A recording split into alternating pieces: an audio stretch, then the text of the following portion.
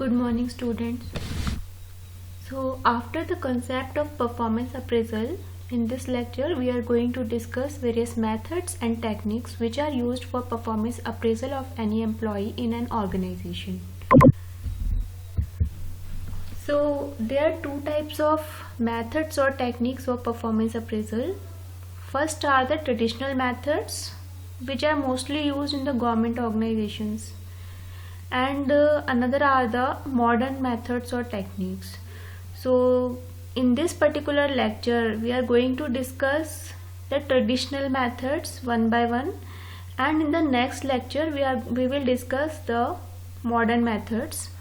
So the traditional methods are the ranking methods, paired comparison method, grading method, forced distribution, forced choice, checklist method, critical incident methods, graphical scale, essay method, field review, and the confidential reports. So let us start with the very first method of traditional techniques of performance appraisal, which is the ranking method. It is the oldest and simplest form. It is a very formal systematic method of performance appraisal in which we rank employees after comparing each and every employee on the basis of certain purpose of placing order of worth. Okay, so the employees are ranked from the highest to the lowest, like who is the first performer, who is the best performer, who is the second best performer, who is the third best performer, और who is the best performer, who is the second one and who is the worst. तो इस तरह से हम इसमें क्या कर रहे हैं, सिंपली रैंकिंग कर रहे हैं जो भी एम्प्लॉयज़ की परफॉर्मेंस है उसके आधार पे.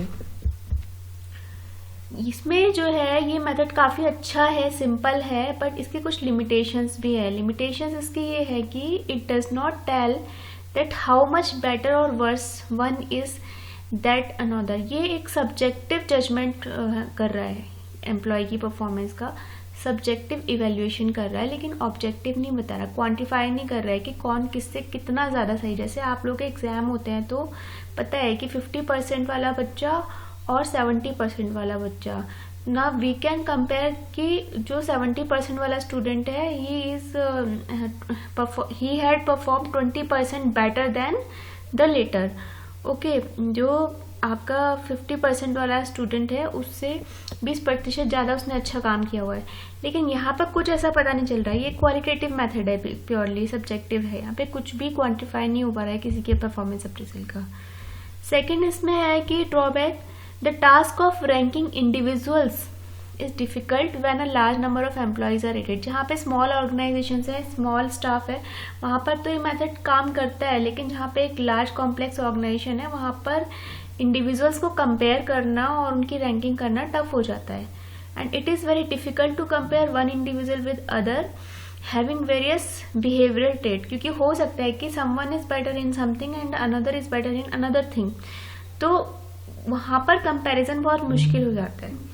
ओके, तो इसके लिए और भी मेथड्स हैं परफॉर्मेंस अप्रेजल के कि कौन किससे बेटर है. तो इसको ओवरकम करने के लिए जो दूसरा मेथड आता है ट्रेडिशनल परफॉर्मेंस अप्रेजल का, that is paired comparison method. यहाँ पर हम क्या करते हैं कि जितने भी टोटल नंबर ऑफ एम्प्लॉयज होते हैं उनकी पेयरिंग कर देते हैं एक दूसरे के साथ. हर एम्प्लॉय का दूसरे एम्प्लॉय के साथ में एक पेयर बनता है. इसका मतलब ये हुआ कि एक एम्प्लॉय को बाकी सभी एम्प्लॉयज के साथ में कंपेयर किया जाता है. तो इस तरह से कुछ कॉम्बिनेशंस बनते हैं एम्प्लॉयज के दूसरे एम्प्लॉय के साथ, जिसका कि एक फॉर्मूला आता है कॉम्बिनेशन का, जो मैथ्स का रूल है NC2 के हिसाब से, n×n-1/2. Okay, for example suppose एक यूनिवर्सिटी है जहाँ पर एक वाइस चांसलर को अपने जो टीचर्स हैं 5 टीचर्स KMRVB, इन सब की परफॉर्मेंस को कंपेयर करना है पेयर्ड कंपैरिजन मेथड से. तो according to this paired comparison rule there will be n×n-1/2, that is 5 है यहाँ पे, तो 5×5-1/2, 5×4 हो गया 20/2 इज इक्वल टू 10 पेयर्स बनेंगे. जैसे कि पहला इसमें हो गया K का M के साथ में, K का M के साथ में, K का R के साथ में, K का V के साथ में, K का B के साथ में, M का R के साथ में, M का V के साथ में, M का इस तरह से R का V के साथ, R का इस तरह से जो है V का B के साथ, इस तरह से पूरे आप देख रहे हैं टोटल 10 पेयर्स बन रहे हैं। इस तरह से हम क्या कर सकते हैं कि हर each and every individual employee को हम हर दूसरे एम्प्लॉय के साथ में कंपेयर कर दे रहे हैं on the basis of certain traits और द की परफॉर्मेंस इंडिकेटर्स। हम हर एम्प्लॉय को दूसरे एम्प्लॉय के साथ में कंपेयर कर दे रहे हैं और ये फाइंड आउट करें कि कौन किससे कितना बेहतर है, कि के एम से बेटर है, के आर से बेटर है, के जो है वी से बेटर है। इस तरह से हम कंपेयर कर देते हैं कि मतलब काफ़ी सुपीरियर हो गया। तो यहाँ पर क्या है कि थोड़ा क्वांटिफिकेशन हो चुका है और ऑब्जेक्टिविटी आ चुकी है, एक टेक्निकलिटी आ चुकी है रूल में कंपैरिजन। तो ये रैंकिंग मेथड से मच बेटर है, okay, the paired comparison method. Next आता है ग्रेडिंग मेथड। इसमें हम क्या कर रहे हैं कि certain category of worth are established in advance. हम पहले से कैटेगरी बना लेते हैं, जैसे कि हमने 3 कैटेगरी सपोज बना ली है एम्प्लॉयज की, outstanding, satisfactory and unsatisfactory.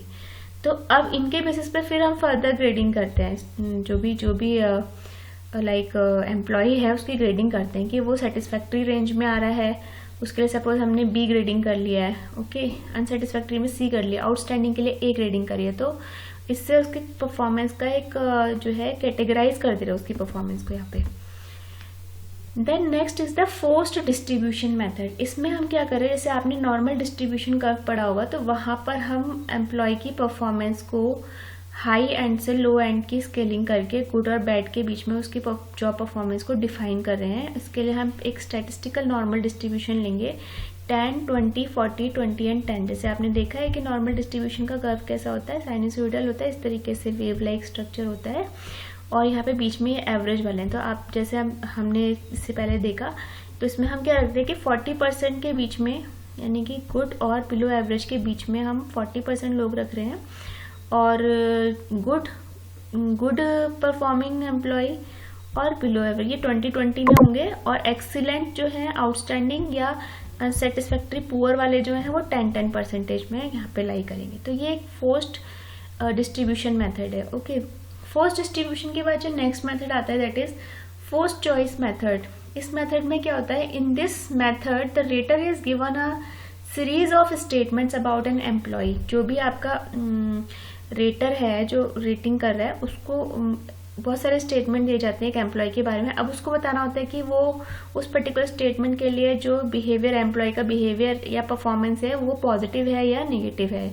These statements are arranged in blocks of 2 और more, okay, and the rater indicates which statement is most और least descriptive of the employee, कि कौन सा स्टेटमेंट उसको ज़्यादा जस्टिफाई कर रहा है एम्प्लॉय की परफॉर्मेंस को। जैसे कि for example a pair of positive statement may be gives good and clear instruction to the subordinates, के जो भी पर्टिकुलर एम्प्लॉय है वो अपने सबऑर्डिनेट को अच्छे से कम्युनिकेट कर रहा है, उन्हें प्रॉपर इंस्ट्रक्शंस दे रहा है या नहीं दे रहा है। तो इसमें यस और नो एक ऑप्शन रहेगा, फोर्स चॉइस रहेगी। जो भी रेटर है उसको या तो यस करना है उसमें या तो नो करना है, तो पॉजिटिव उसके लिए देना है या तो उसके लिए नेगेटिव देना है। जो भी अप्रेजी है, देखिए जिसका परफॉर्मेंस अप्रेजल हो रहा है उस एम्प्लॉय को उस टाइम पे अप्रेजी कहा जाएगा, मैंने पहले भी बताया था आपको लास्ट लेक्चर में। और जो पर्टिकुलर रेटर या जो भी ह्यूमन रिसोर्स मैनेजर आपकी रेटिंग कर रहा है, आपके अप्रेजल कर रहा है, इवेल्युएशन कर रहा है परफॉर्मेंस को, उसको यहाँ पर हम अप्रेजर कहेंगे। अप्रेजर जो कर रहा है परफॉर्मेंस अप्रेजल और अप्रेजी इज द वन जिसका परफॉर्मेंस अप्रेजल हो रहा है, okay. So positive statement can also be, it can be dependent upon to complete any job assigned. Pair of negative statement, ये तो पॉजिटिव स्टेटमेंट्स थे। Negative हो सकते कि makes promise beyond his limit to keep this, बहुत ही ज़्यादा कुछ लोग बूस्टिंग कर देते हैं, हाइपर स्टेटमेंट्स दे देते हैं कि अपनी कैपेसिटी अपनी कैपेबिलिटी से ज़्यादा प्रॉमिस कर देते हैं कि now we are going to complete this much of target, but उनसे नहीं हो पाता। तो ये एक नेगेटिव स्टेटमेंट होगा किसी के लिए कि यहाँ पर यस हो गया मीन्स नेगेटिव ही हो गया वो पर्सन, बिल्कुल ठीक है।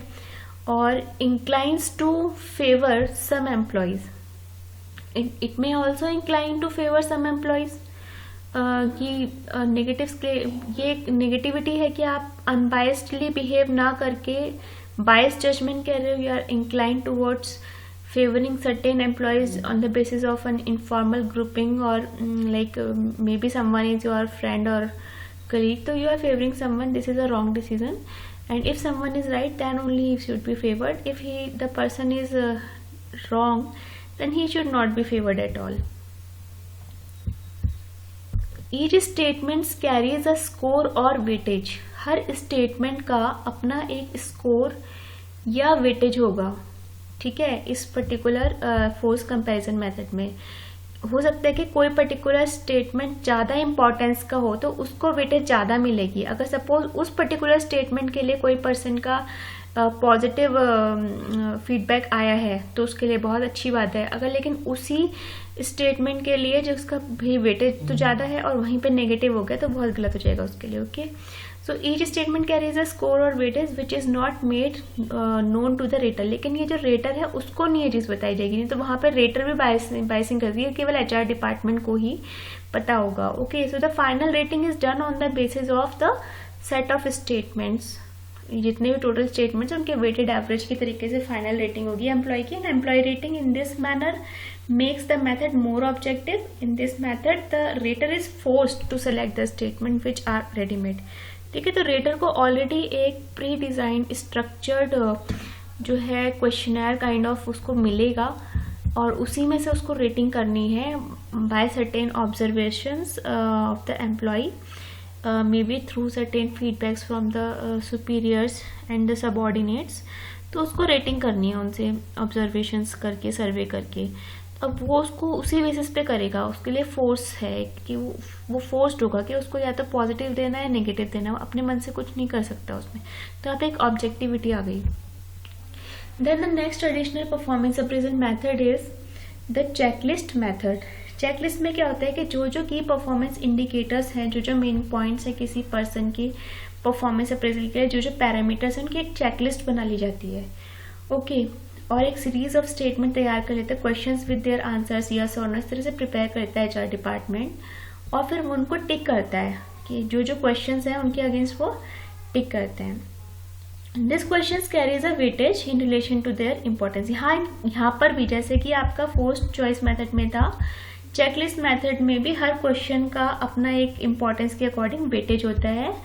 और जो है इसका एक एग्जाम्पल आप यहाँ पर देख सकते हैं कि जैसे कि यहाँ पे एक चेकलिस्ट मेथड है जिसमें यहाँ पे 6 क्वेश्चन दिखाया गया। क्वेश्चन नंबर ऑफ क्वेश्चंस और ज़्यादा भी हो सकते हैं इसमें, जैसे कि if the employee is regular in job और नॉट, तो उसके लिए यस और नो। तो यहाँ भी एक तरह से फर्स्ट चॉइस है चेकलिस्ट मेथड में और फर्स्ट चॉइस मेथड में थोड़ा ही डिफरेंस है, बहुत ज़्यादा डिफरेंस नहीं है। जो भी क्वेश्चन है उसके अगेंस्ट यस और नो है, ठीक है।